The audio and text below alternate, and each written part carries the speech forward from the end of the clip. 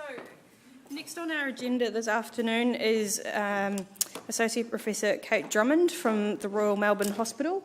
Professor Drummond has a wealth of experience as a neurosurgeon and is in fact head of department at neurosurgery Royal Melbourne at the moment, and has a passion for helping those with NF1 and NF2.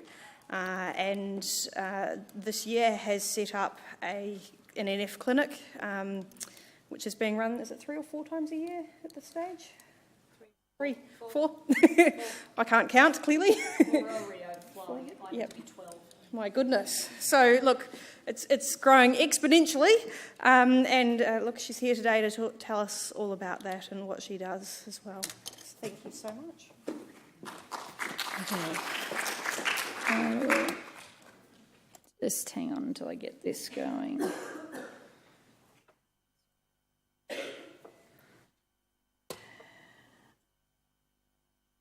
Okay, excellent. So you guys have been sitting there for how many hours now?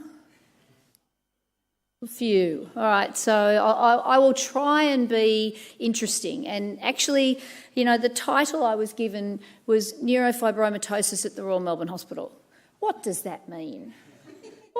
Well, it's no different at the Royal Melbourne Hospital than it is anywhere else. And so most of this I'm actually going to take as an opportunity to get some suggestions from you guys. I thought, what a fantastic opportunity to get you to tell me what we could do better rather than hear me crapping on about stuff that may or may not be interesting. So I have not that much to say. I hope that what I say will at least give you a laugh and wake you up a little bit.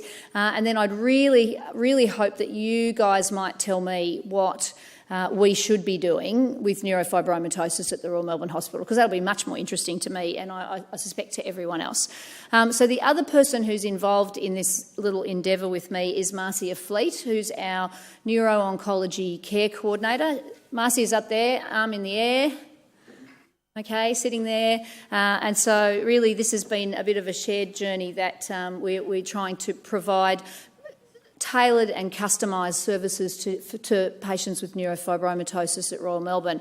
Now, we've always had a lot of patients with NF2 at Royal Melbourne because we've been a big surgery centre for acoustic neuromas. We've had a couple of surgeons who have really, made their whole career about being excellent acoustic neuroma surgeons, and that means we've always had a big experience with NF2. But patients with NF2, and actually I know at least one of the patients with the vignettes from the last speaker, at least we've had a lot of patients, but we probably haven't really provided. We've provided excellent surgical care, but we probably haven't really provided that sort of multidisciplinary care that perhaps we could have done better over the years. So that's a very long introduction to say that often I think that people, particularly adults, it's great when you hear at the Children's Hospital and there's clown doctors and butterflies and all sorts of wonderful resources when you can raise $12 million at the Good Friday appeal. But once you become an adult with some of these conditions, it's a little bit... Is that going to work? It's a little bit like this. It's a little bit like the Israelites wandering around in the desert for 40 years in the wilderness. Because quite often... that sort of coordinated care with navigators and pathfinders and care coordinators and nurses and everything else, you sort of step outside the Children's Hospital, and this is not just Australia, this is the world over. You step outside and all of a sudden you're wandering around in the wilderness and not really sure, who's up the front and leading the charge and who's going to come and help you. And we've all seen hospital signs. What's A and C? And do I go this way or that way? Well, it's particularly difficult to find your way. I mean, in general, you end up a little bit like this, or, then you might be going, oh, heavens knows what, do you really want to be next to that guy with whatever he's got? Then usually there's a sign like that somewhere in the hospital that you're desperately trying to find the room for the doctor that you're supposed to see, or this guy over here with the exploding brain, or who knows what's happening in that room? So, you know, sometimes it's very difficult as an adult with these conditions to know where to go. And then you do this, of course. You go from the very nice, shiny, colourful Royal Children's Hospital. Royal Melbourne, this is not that long ago that's what Royal Melbourne Hospital looked like up the road there. So, you know, you go from this sort of wonderful supportive institution and then you travel 3 blocks to the places that have the signs like the last slide. And there's not always someone there to really tell you, you know, how to do that. And it can seem a bit like this. It can seem a little bit like crossing the Grand Canyon. And not just crossing the Grand Canyon, but crossing the Grand Canyon in one or other of those 2 ways. Either like Thelma and Louise tried at the top, which we know how that worked. The wheels fell off that one. Or this dude with the tightrope who apparently really, really did that. But anyway, so it can seem a little bit like that. So I think there was 2 things that collided that we really thought were important for us to do. And the first was to, and this wasn't just in neurosurgery, this was for paediatric cardiac disease, a whole lot of other complex paediatric conditions, that it became clear that we did not do paediatric to adult transition well. And so there was a whole working group that got together about that, and we sort of took on the bit about neurofibromatosis. So there was that. And then when we suddenly realised that we were going to get all these patients, we also started to think, well, how are we going to provide a good service? And so out of that came 2 things to try and stop the wheels falling off as Thelma and Louise desperately tried to cross the Grand Canyon. And the first one was to formalise the process of transition for patients with NF at the Royal Children's to patients with NF at the Royal Melbourne Hospital. Unfortunately, I can't still provide clown doctors, but we can try and make it all a little easier. And so at the end of every year in about November, all of the people in the neurofibromatosis clinic at the Royal Children's Hospital who are about to leave school should, if they want to, it's not compulsory of course, come to a day where they meet me, they meet Marcia, we meet with their care team and find out what they need. Is it just a yearly follow-up? Is it appointments every 3 months because there's something actively happening at the moment? Is it care in the periphery with someone, you know, in Warragul or Ballarat or wherever they live, with just someone to check in? What is it that they actually need? And then we actually walk, it's a bit of a symbolic thing, from the very lovely Royal Children's Hospital down the road into Royal Melbourne Hospital and show you the incredibly salubrious and refurbished outpatients department and where you'll go and what you'll do. So at least you've got a business card, you've got a couple of sort of faces to put names to, and you've got some idea of when your next appointment is, that your appointment is made, that we have the letters from your doctors, that we know where you've come from and we know what you need next. Not a perfect system, but probably better than what used to happen, which as far as I could tell was that a referral would get faxed to a fax machine that may or may not be looked at between 1 year to the next, and then put in a folder somewhere for someone else to make an appointment. So at least we thought that people might not get quite so lost. So that was sort of the first thing we put in place, which was that trying to get transition right. But then, of course, the next thing was, well, what's the best way to care for these patients? So, you know, there are a few models around the world. I looked at the literature for models for adult neurofibromatosis clinics. There's not many, you know, even in places like Mayo Clinic or whatever, there's lots of great paediatric neurofibromatosis clinics, but there's not a lot of adult neurofibromatosis clinics. So there's not a lot of good models as to how that works. I found a few published papers, one in particular from Toronto, which is interesting because they're people who I collaborate otherwise with on research, and all of a sudden I look at it's their names on the paper that I'm thinking of the thing that I'm trying to do. So that's given me a bit of advice, which is good. So there's not a lot of literature on what's the best way to set it up, but in my way of thinking, the things that, so we've done we've sort of got the formal transition in place. We've done it once, we'll do it again in November. We need to get our multidisciplinary clinic right. And so, at the moment, what we have is a neurosurgeon, radiation oncology, medical oncology, psychiatry, and we now have dermatology. I suspect that what we need also is neurology, and that should start in January when someone who's actually interested in doing it comes back from their fellowship overseas. So I think we need an epilepsy neurologist, would be very helpful. And of course we need all of the other stuff, audiology, plastic surgery, ophthalmology, and those people are on board, but they're not actually in the clinic yet. At the moment, they're sort of saying, sure, we'll try and coordinate appointments on the same day, but they're not actually in the clinic yet. But I think as we grow and build, that will be, what we will have available for our clinic, which I think seems to be sort of the best practice model I can come up with. And then I think the next thing will be, well, what research are we going to do? It would seem to be a terrible waste of an opportunity to have a lot of people with neurofibromatosis in one place and not be undertaking clinical research. And so I think really, a clinical trials program is going to be the next thing that we would like to get involved with. But although we have many, many clinical trials running for our other brain tumour patients, because this is sitting within our neuro-oncology clinic. So we've just separated out various diseases into different weeks. So it will sit amongst that. So we already have, a pretty strong clinical trials drug program for other types of brain tumours. So how can we then extend that to patients who need it with neurofibromatosis? So that would be our next step, but I think that's very much in its infancy.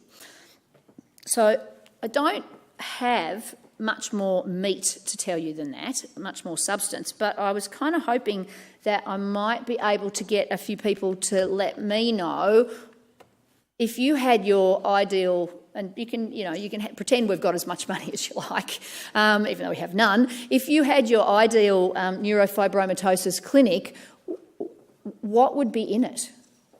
What services do you think we're desperately lacking?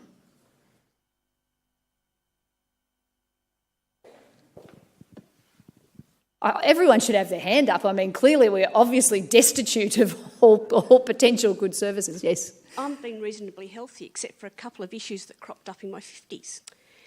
Turned out we thought I had a neurofibroma in my tummy. Turned out to be a GIST, G-I-S-T. Yep. The surgeon who removed it is a professor of surgery, but he didn't know that imatinib was an inappropriate treatment because it was wild type. My oncologist didn't know until I did the research and told him, and he nearly fell off his chair. So the message isn't getting out to the specialists about that. And I had a PET scan to stage that tumour, which found a plexiform in my thigh that was removed because it was avid on PET. But I didn't know that it would have been very appropriate if it had a delayed PET. And when I asked for a delayed PET, because I realised it was vaguely important, I was told by the Austin, we don't do those, they take too much time. That means I've now got a severely disabled foot because they removed it because they thought it could be an MP and ST. I could have avoided that surgery if I'd had a delayed PET.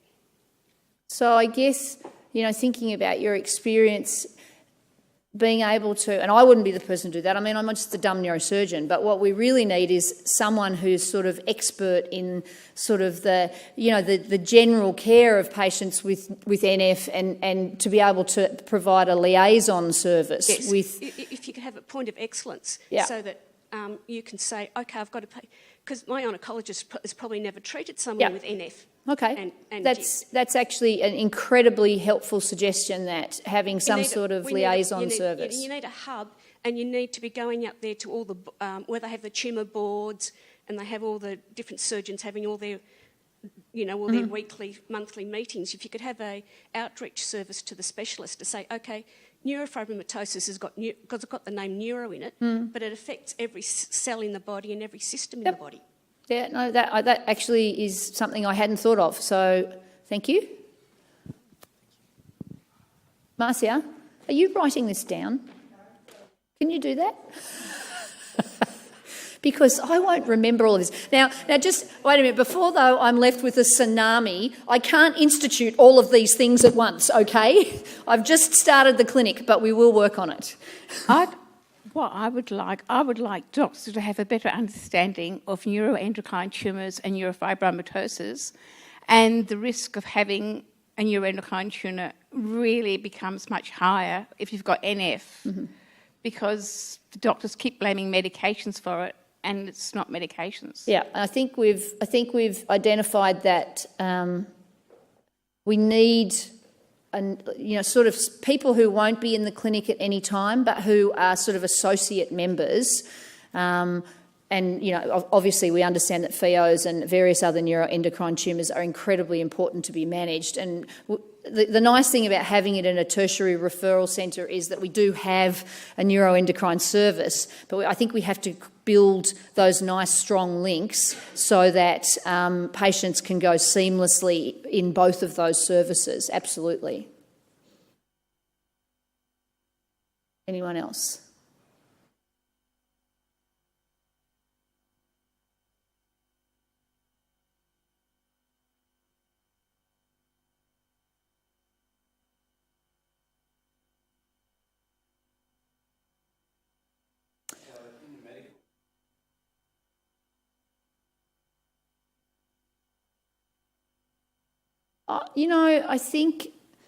I don't think you will ever find for these many diseases that are small numbers of patients with sort of critical decisions to be made, that you could have people who are interested, but to amass enough knowledge to actually for it to make a difference is really quite difficult. And I know that from the point of view of I look after lots of patients with low-grade brain tumours. They live many years. They've got great GPs, but the GP is never going to know about that disease. So my job is to make sure that there's an appropriate flow of information and an appropriate point of contact.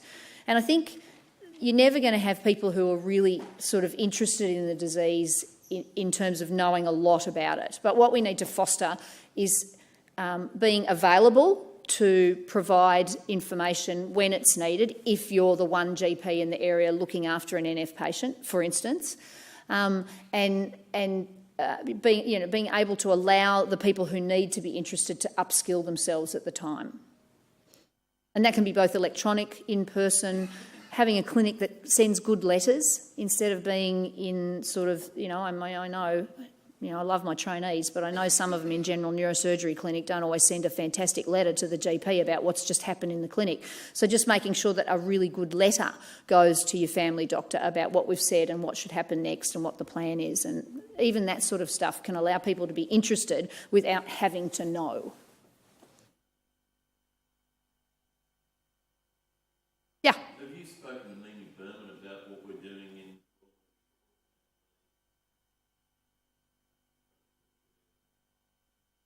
I only just found out about it because it's not published anywhere. No. So, well, we only started the funding. Yes. So, and we have. I met with someone whose name's just escaping me about hitting you up for some funding as well for a bit of care coordination. So don't worry, you're on my radar. So that's okay. But yes, I think. I just found out yesterday about what they're doing at Neurosurgeon, and we're sort of the same model, that, we've got a lot of patients. Unfortunately, the Victorian Government GP website has put us up as the reference site for referring GPs to refer to NF, so for better or for worse, I think it's going to be a big job, which we're happy to take on. It's the sort of work that we want to do, and it's the sort of patients that we want to help, people who've, we can provide a niche for. But yeah, I will now get in contact. Yeah. Sorry, could I just say too, I'm a social worker by trade, and so, having worked in hospitals, I don't necessarily know a lot about NF. I'm still learning about that. But getting in touch with the local allied health teams within your hospitals as well is really important. And just having a network around you and using these people, to say, someone said this to me, what do I do? So you can link in that way as well. So there are different avenues, and hospitals don't have to seem like a big scary place. So, yeah, that's what I would say, yeah. Yeah, I missed allied health out, didn't I? We do have social work, and of course we would like much more allied health. The other thing I think that's important for us is rehab, and we've got good links with rehab, which is good.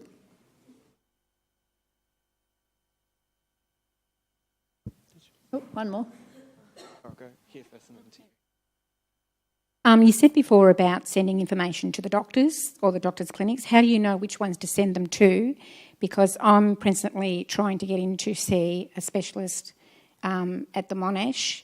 They've sent 3 faxes for me to get an appointment. They don't answer their phone, and she's quite angry, but she doesn't know enough about NF to help me in any other way. And it's just because NF is such a whole variety of different things that can happen, and no two people that have it the same in any other way. I'm asking more than one question here, but if with the Royal Melbourne Hospital, is there a way that people can access that so they can put the information on what they're looking for, choose, so they, as you're saying, for the clinic to be... because it's so big. NF is such a big... I know. So there is no perfect system. One thing that I have taken on is I personally triage all referrals to neurosurgery so that I make sure that they're right. Now, that doesn't fix the problem of, you often have people who have only a certain level of training who are picking up the referral and working out which box to put it in. And so sometimes it does end up in the wrong box. Usually then it's seen by the other doctor triaging and sent. So now that we've gone to this electronic triaging system and it comes to me, I think we're probably better at identifying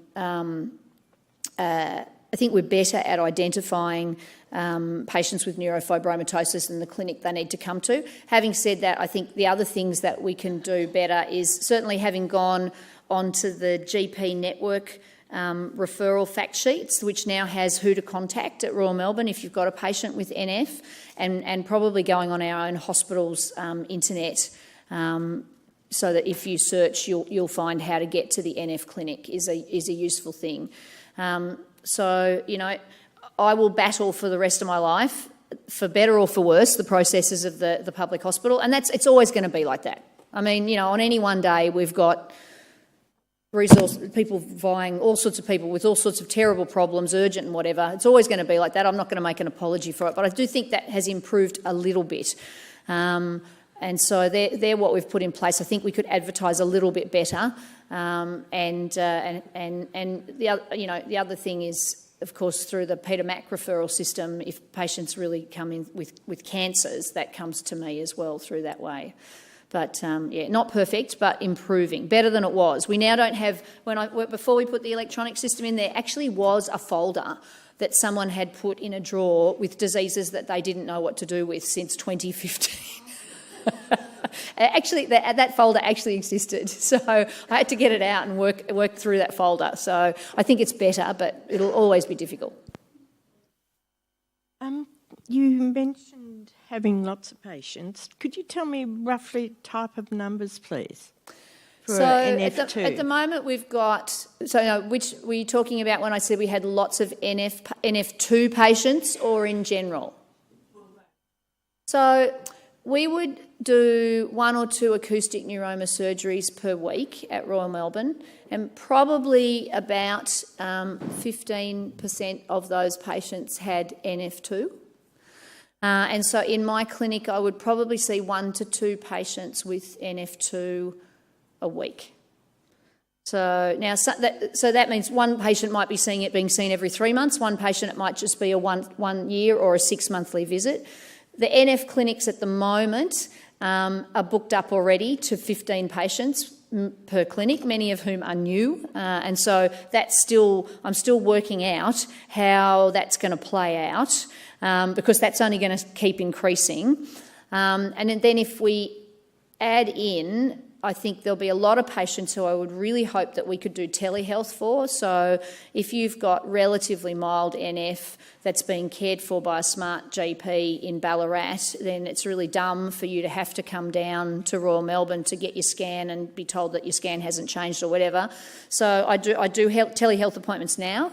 And we're just starting a project where we're trying to go to all of the MRI scanners across Victoria and harmonise protocols. So how many of you have had an MRI scan in the country only to come to the city and them to go, oh no, you need the fancy scan with the Z-banger or the blue lines or whatever, you need to have it all done again.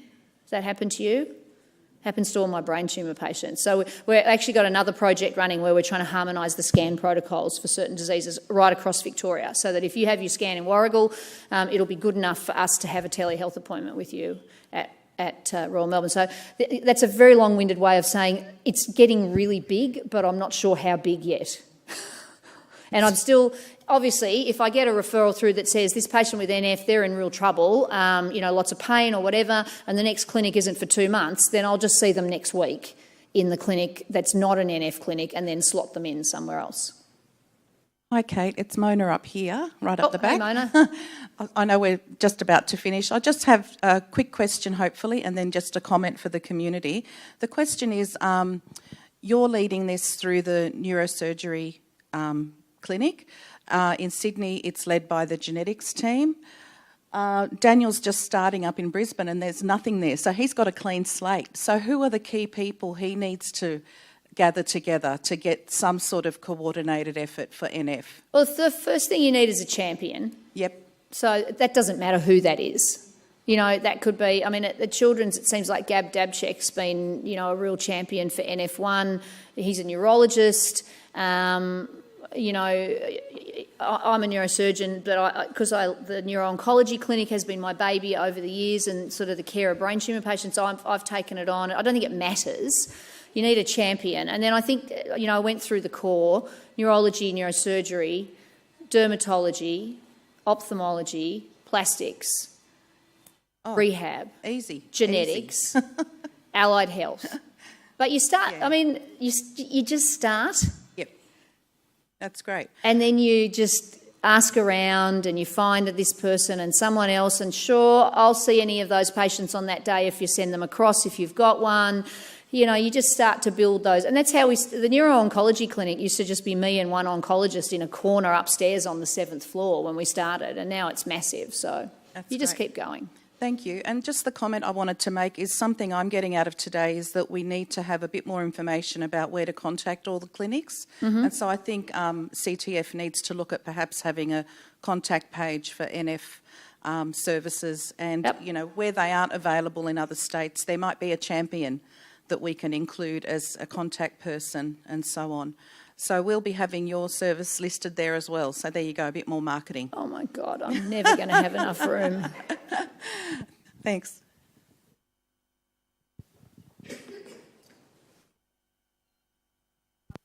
Yes. Thank you very, very much for speaking